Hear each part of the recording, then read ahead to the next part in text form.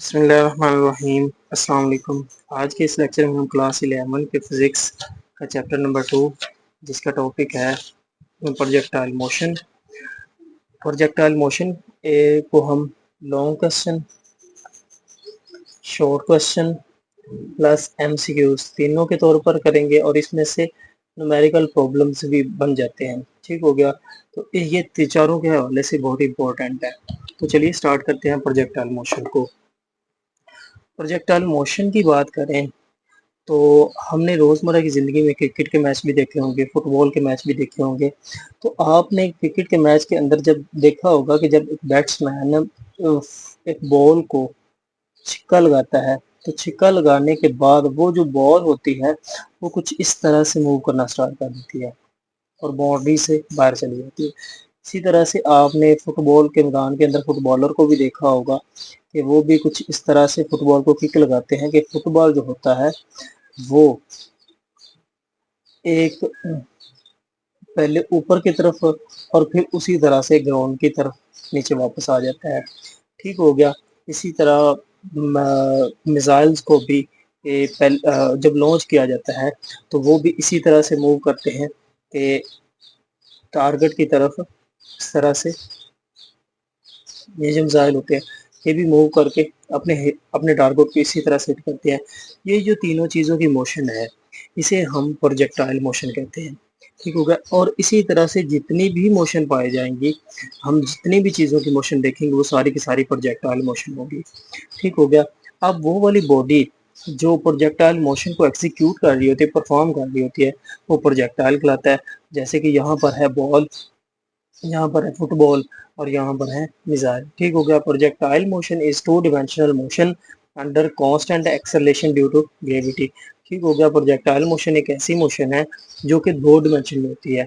दो डिमेंशन से क्या मुराद है कि अगर कोई चीज़ सिर्फ और सिर्फ लंबी हो तो वो होती है, सिर्फ उसके अंदर लेंथ पाई जाती है, एक ही सिमत में पाई जाए तो वो होती है 1D। ठीक हो गया। इसी तरह से अगर उसके अंदर लेंथ और साथ में विड्थ भी आ जाए तो वो 2D होती है। ठीक हो गया। तो ये 2D बन जाती है। और इसी तरह से अगर लेंथ, विड्थ और हाइट तीनों चीज़ें आ जाए तो वो चीज़ 3D होती है। अब इसके अंदर सिर्फ और सिर्फ हमारे पास एक्स एक्सिस होता है, इसके अंदर एक्स और वाई एक्सिस होता है और इसके अंदर एक्स, वाई और जी। ठीक हो गया। अगर इसकी बात करें तो ये सीधी सीधी लाइन के अंदर मोशन होती है। 1D मोशन से मुराद होता है एक स्ट्रेट लाइन के अंदर मोशन, जैसे कि हमने इक्वेशन ऑफ मोशन ड्राइव किया है। इसी तरह से अगर कोई चीज़ सीधी लाइन में नहीं बल्कि ऊपर और नीचे दोनों की तरफ मोशन कर रही हो तो उसे हम 2D मोशन कहते हैं। ठीक हो गया। टू डिमेंशनल मोशन जिस तरह हमने कार को देखा कि रोड के ऊपर जा रही होती है तो सीधा रास्ता तो इस तरफ से फिर इस तरफ फिर इस तरफ से जाती है, तो ज़मीन के ऊपर उसकी 2D मोशन है।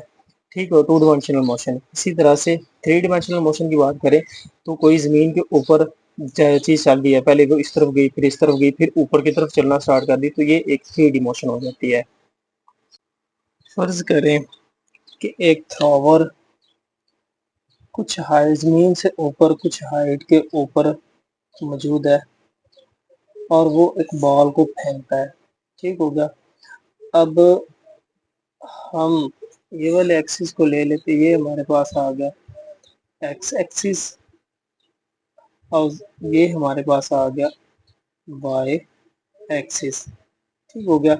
हम फर्ज कर लेते हैं कि ज़मीन से कुछ हाइट के ऊपर एक आदमी खड़ा है पॉइंट ए के ऊपर और वो एक बॉल को फेंकता है। बॉल को वो सीधा नीचे की तरफ नहीं फेंकता बल्कि वो सीधा थ्रो करता है हॉरिजॉन्टल इस डायरेक्शन के अंदर।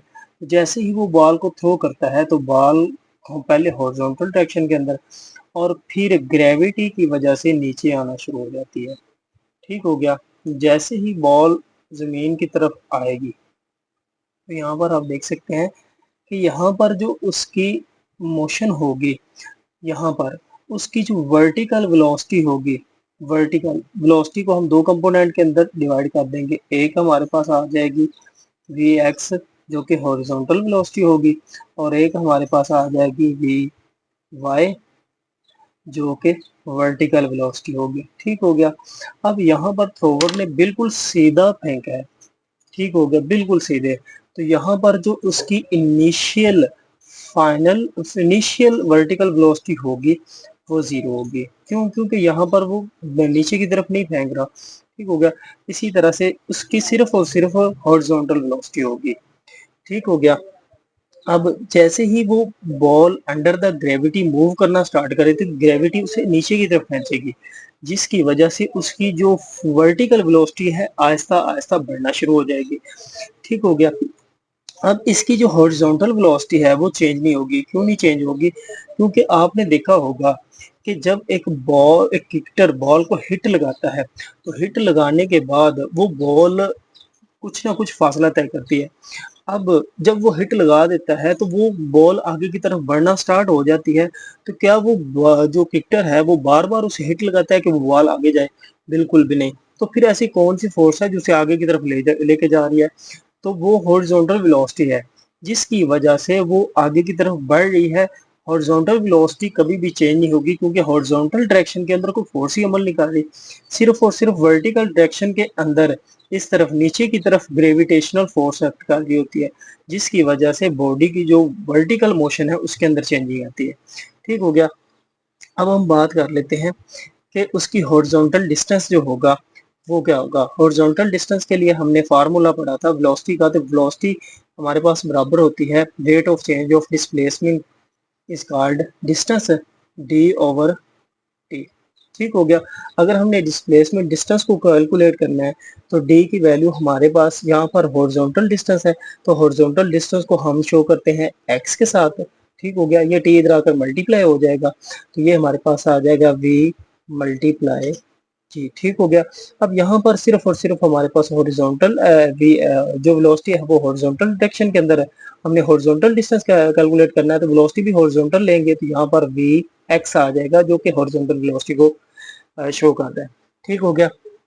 इसी तरह से अगर हम वर्टिकल डिस्टेंस कैलकुलेट करना चाहते हैं तो वर्टिकल डिस्टेंस के लिए हम सेकेंड इक्वेशन ऑफ मोशन का इस्तेमाल करेंगे, जो कि हमारे पास है S is equal to V I T plus 1/2 G T square. ठीक हो गया। Second equation of motion under the gravity, gravity के असर से मोशन होने वाली मोशन की इक्वेशन हमने लिख ली है।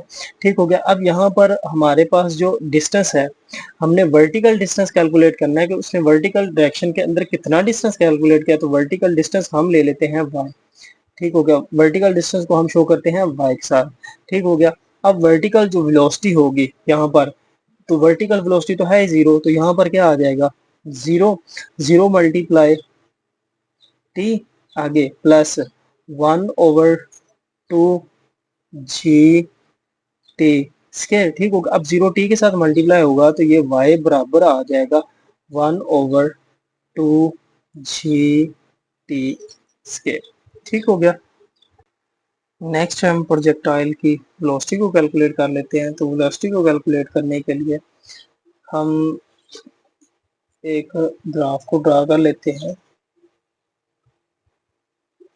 इस तरह से कि हम बॉल को नीचे से फेंकते हैं किसी खास एंगल के ऊपर। ठीक हो गया। हमने एक बॉल को इस तरह से फेंका।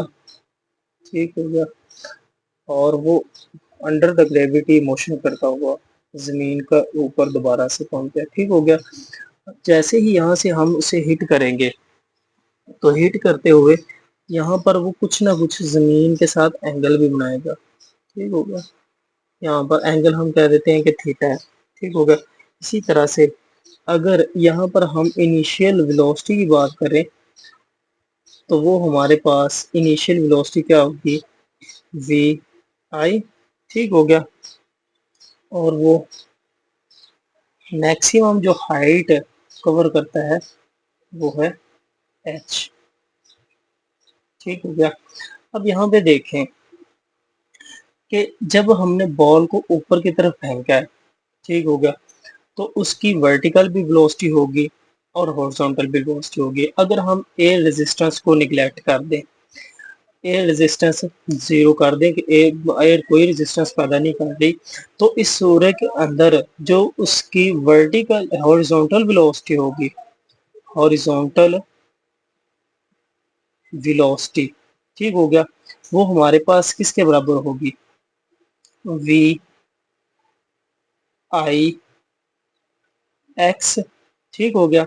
अब उसके अंदर वर्टिकल हॉरिजॉन्टल डायरेक्शन के अंदर कोई फोर्स अमल नहीं कर रही, तो इसका मतलब क्या होगा कि उसकी जो इनिशियल हॉरिजॉन्टल वेलोसिटी होगी वो उसकी फाइनल हॉरिजॉन्टल वेलोसिटी के बराबर होगी, ठीक हो गया। अब हम फर्स्ट इक्वेशन ऑफ मोशन का इस्तेमाल कर लेते हैं। अब फाइनल वेलोसिटी हमारे पास उसका हॉरिजॉन्टल वेलोसिटी कंपोनेंट क्या होगा, we F of x cos of theta, ठीक हो गया। क्योंकि हमने पिछले रेक्टेंगुलर कंपोनेंट के अंदर पढ़ा है कि जब हम किसी फोर्स या किसी भी वेक्टर को दो कंपोनेंट के अंदर तोड़ते हैं कि तो उसका हॉरिजॉन्टल कंपोनेंट जो होता है वो कोस थीटा होता है और वर्टिकल कंपोनेंट जो होता है वो साइन थीटा होता है, ठीक हो गया। अब हम फर्स्ट इक्वेशन ऑफ मोशन का इस्तेमाल कर लेते हैं। तो फर्स्ट इक्वेशन ऑफ मोशन हमारे पास क्या है, V F is equal to V I plus G T, ठीक हो गया। अगर हम यहाँ पर एक्सेलरेशन देखें हॉरिजॉन्टल डायरेक्शन के अंदर, तो हॉरिजॉन्टल वेलोसिटी तो चेंज ही नहीं हो रही, तो हॉरिजॉन्टल डायरेक्शन के अंदर क्या एक्सेलरेशन हो सकता है, हॉरिजॉन्टल एक्सेलरेशन बिल्कुल भी नहीं। जब वेलोसिटी ही हॉरिजॉन्टल डायरेक्शन के अंदर नहीं चेंज हो रही तो हॉरिजॉन्टल एक्सेलरेशन भी क्या होगा, जीरो होगा, ठीक हो गया।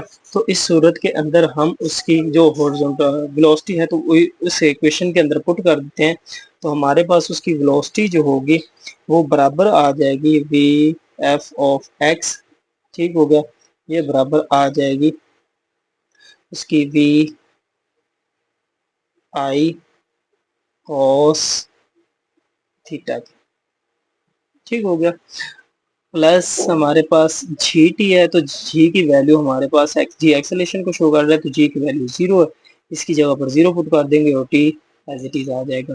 तो हमारे पास जो हॉरिजॉन्टल वेलोसिटी आ चुकी है V F of X is equal to V I cos of theta, ठीक हो गया। क्योंकि हमने यहाँ पर इनिशियल वेलोसिटी पुट की है, वो इनिशियल वेलोसिटी हमारे पास क्या है, वी आई कॉस थीटा, और उसकी हमारे पास फाइनल वेलोसिटी आएगी वी आई कॉस थीटा, ठीक हो गया। नेक्स्ट हम इसके वर्टिकल वेलोसिटी को कैलकुलेट करते हैं।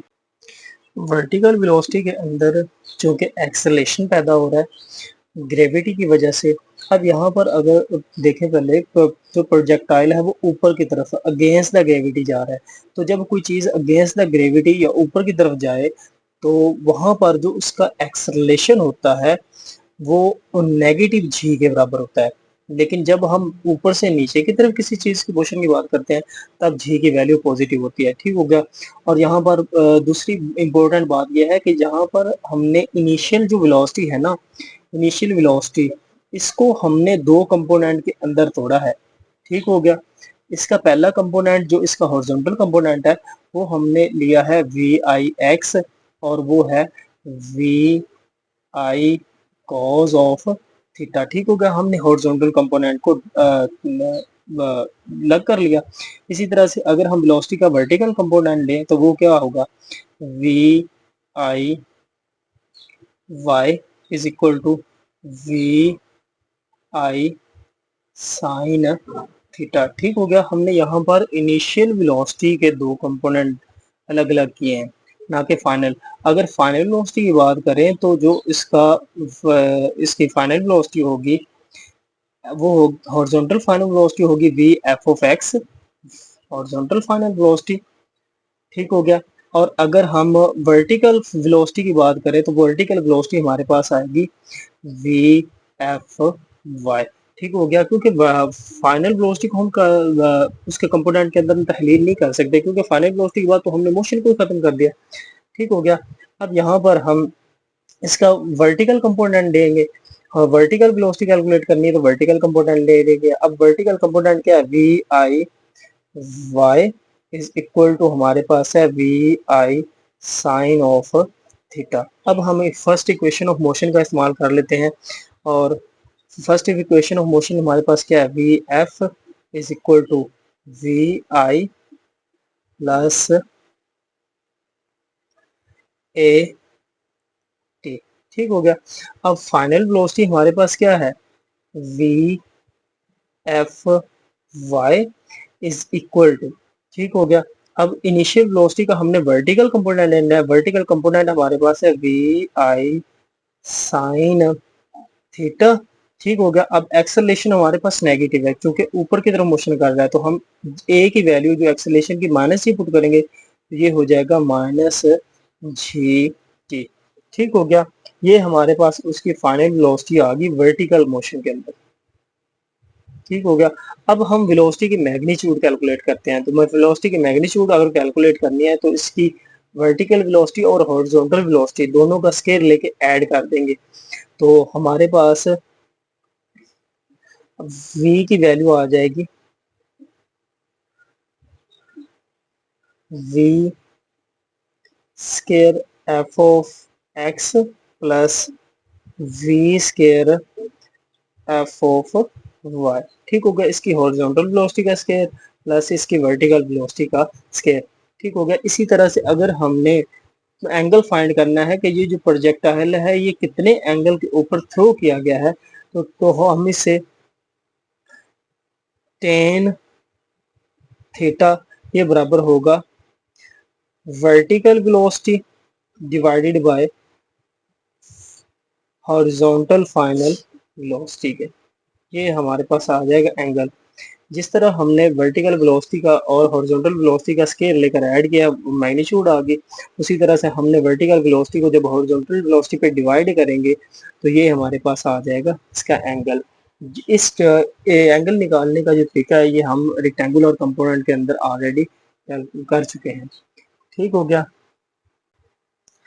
प्रोजेक्टाइल मोशन को जब भी स्टडी करते हैं तो इसके अंदर तीन चीज़ें बहुत इंपॉर्टेंट होती है, जिसमें नंबर वन पे आता है height of projectile, number two पे आता है टाइम ऑफ फ्लाइट, और नंबर थ्री पे आता है रेंज ऑफ प्रोजेक्टाइल। ये तीन चीज़ें इंतहाई इंपॉर्टेंट है जो प्रोजेक्टाइल मोशन के साथ एसोसिएटेड है।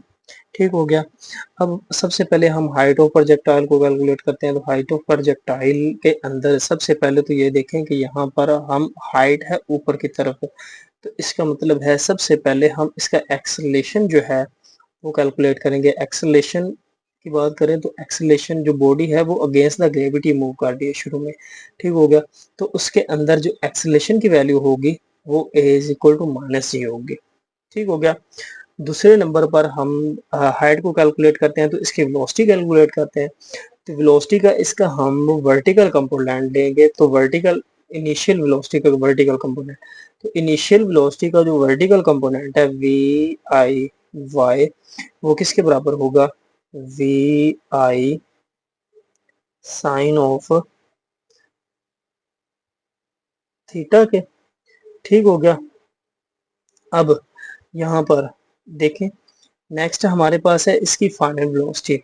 अब फाइनल हमने मैक्सिमम हाइट कैलकुलेट करनी है, तो जब मैक्सिमम हाइट के ऊपर कोई प्रोजेक्टाइल जाएगा जिससे ऊपर वो आगे मजीद नहीं जा पाएगा, तो वहां पर जाकर एक लम्हे के लिए उसकी जो वेलोसिटी होगी वर्टिकल वेलोसिटी वो जीरो हो जाएगी।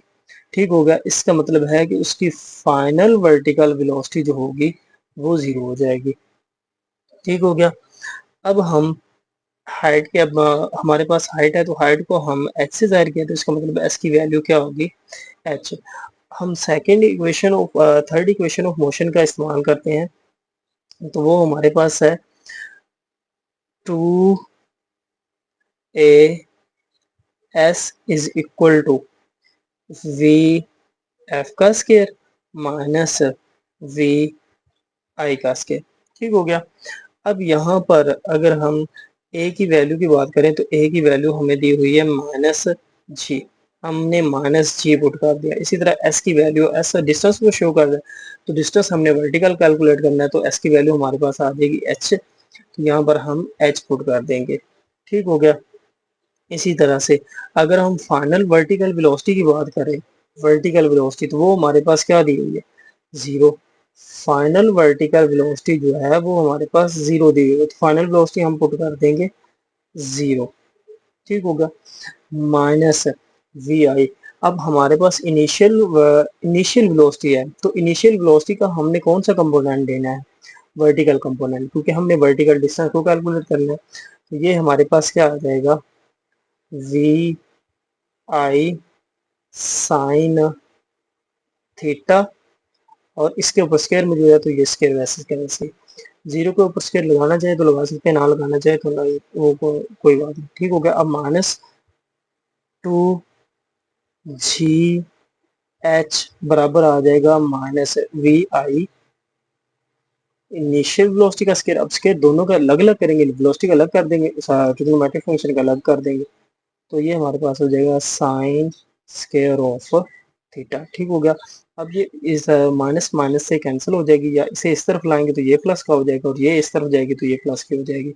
तो इसका मतलब है ये हमारे पास 2 जी एच बराबर आ जाएगा we I square sine square theta के, ठीक हो गया। अब हमने वर्टिकल डिस्टेंस h कैलकुलेट करना है, तो 2g इधर क्या हो रहा है, मल्टीप्लाई हो रहा है h के साथ, तो इस साइड पे आकर डिवाइड हो जाएगा, तो h की वैल्यू हमारे पास बराबर आ जाएगी V I square sine square theta divided by 2g। Next है टाइम ऑफ फ्लाइट। तो टाइम ऑफ फ्लाइट के अंदर देखें कि उसने फ्लाइट अपनी होल मोशन के लिए कितना टाइम लिया, ठीक हो गया। तो इसकी मोशन यहाँ से स्टार्ट होती है और यहाँ पर ख़त्म होती है, ठीक हो गया। तो यहाँ पर देखें, यहाँ पर इसकी हाइट क्या है, 0, क्योंकि इसकी यहाँ पर हाइट जहाँ से शुरू हुई उसी लेवल पे आकर ख़त्म होगी।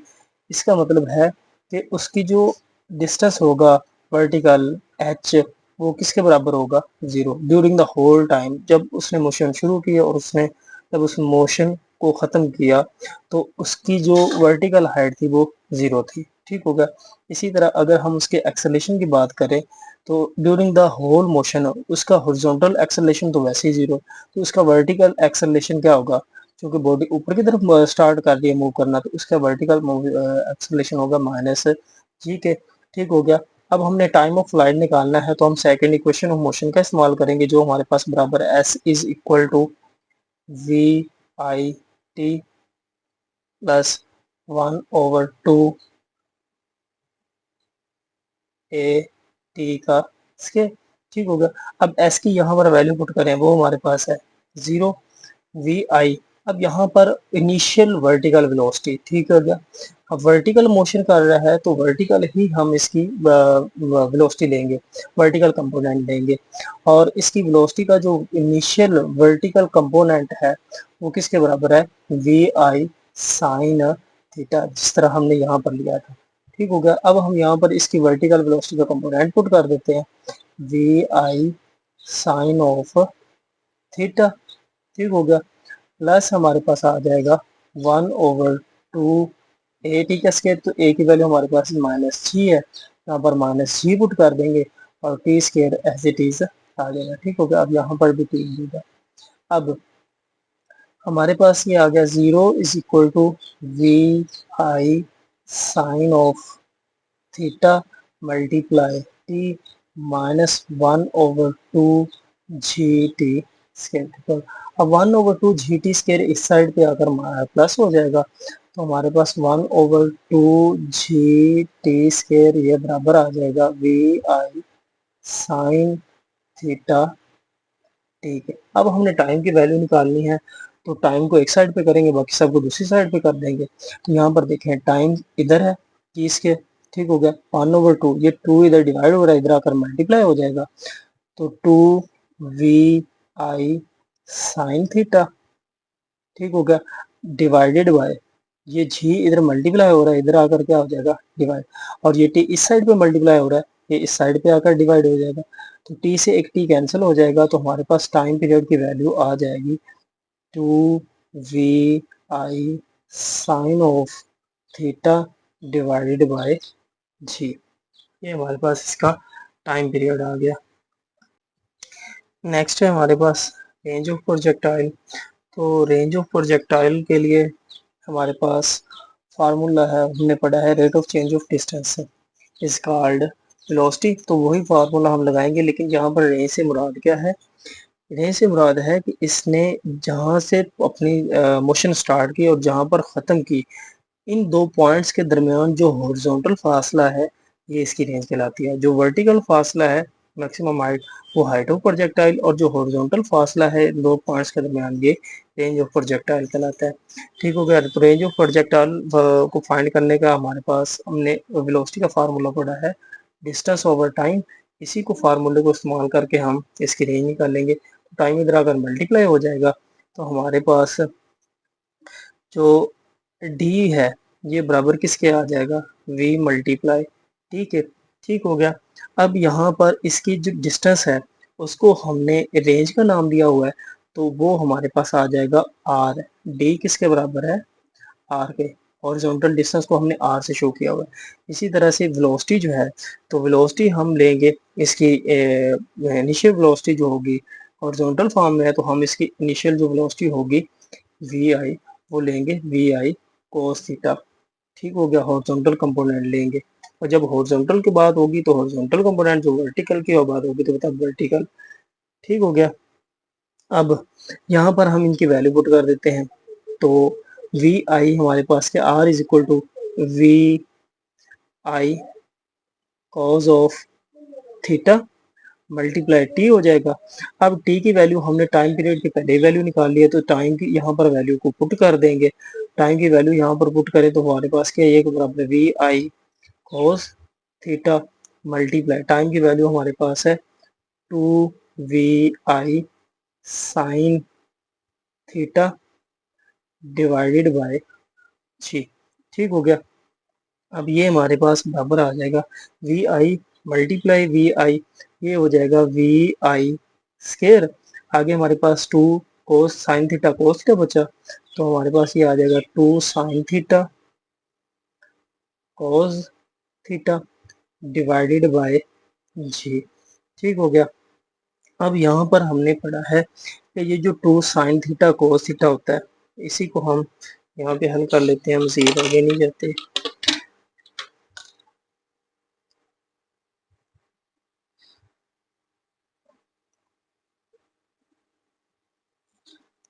2 साइन थीटा कोस थीटा, ये इसकी वैल्यू हमने पढ़ी हुई है 2 साइन थीटा